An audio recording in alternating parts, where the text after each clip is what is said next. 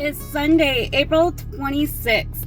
Today we are heading to the Minneapolis Central Downtown Library. Today I have a workshop, so I'm going to take you along through setup, get what I can of during the event, and then tear down, and I'll see if I can film like me chatting about everything. So we're going to head out. We got to be there about 12:30. They said I could start setting up half an hour before, but I have the room up to an hour before. I only need half an hour to set up, but still.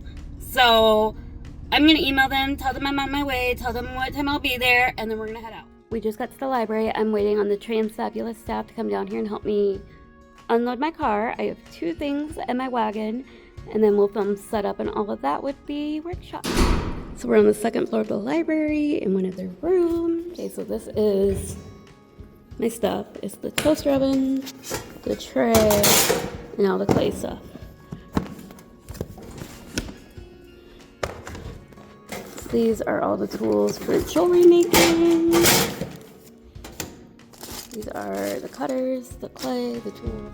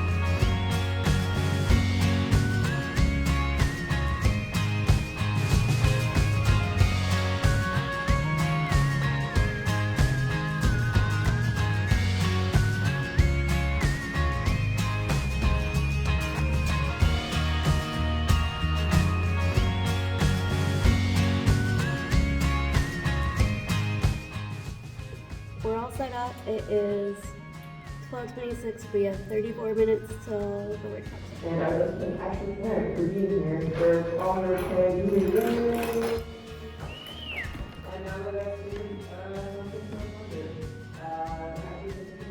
Yeah, so I'm Ashley Parent. I use they, them pronouns. So a little bit of how this kind of all started was I used to work at a Montessori high school and middle school, and every Wednesday we did something called CAS. And CAS stood for creativity, action, or service. So basically they told me my first week, they're like, you need to do something with these middle schoolers, keep them busy for 3 hours. And I said, okay, what do I know how to do? And I was like, well, I can't do resin because we don't even have a fume hood in the chem lab, so no good ventilation. And I was like, clay. I was like, everybody likes clay. And quickly it became the most popular CAS, and I was not allowed to have a Wednesday to plan anything or grade or anything. So every Wednesday afternoon I was doing this with middle schoolers. And the high schoolers were very mad they didn't get with me, so they always got it one round of CAS. And so a friend of mine was like, would you like to actually do this with like adults and, you know, make more than teacher money, which teacher money's fine, but, and I was like, yeah. And so I started hosting workshops kind of on my own, and eventually I found Transfabulous, and I was like, wait a minute, the library, where I don't have to charge the crap out of y'all to be able to make this happen, and we all get to have a lot of fun. So I'm pretty hands-off in the way that I do it. Coming from a Montessori background, it's very like kids lead their learning, so that's kind of how I lead my workshops. You get to choose your clay colors, you get to choose your the colors and the cutters. These clear rollers, these are going to be good to roll out your clay. If you are making earrings, because that's all the things I have for jewelry, they have to be thin. I would say no more than the thickness of a quarter. Okay, it has to be really thin because the jump rings we have, they're only so big. And if you make them way too thick, it's going to break your clay piece and we can't get them in. Trial and error is a thing. If you're like, hey, I don't know, do I need to get it thinner? Ask me. I will be walking around. We're going to go for about 45 minutes, and then we'll get the clay in the oven because it takes about 15 minutes to cook and about 5 minutes to cool down. During that, we're all gonna help clean up, and then I'll bring out the jewelry supplies. If you're like, I don't want to make jewelry, you're free after it's cooked. Otherwise, if you need help with making jewelry, I will obviously walk everybody through that, because what I realize at every workshop is people think they're really competent with jewelry making until they get the pliers in their hands.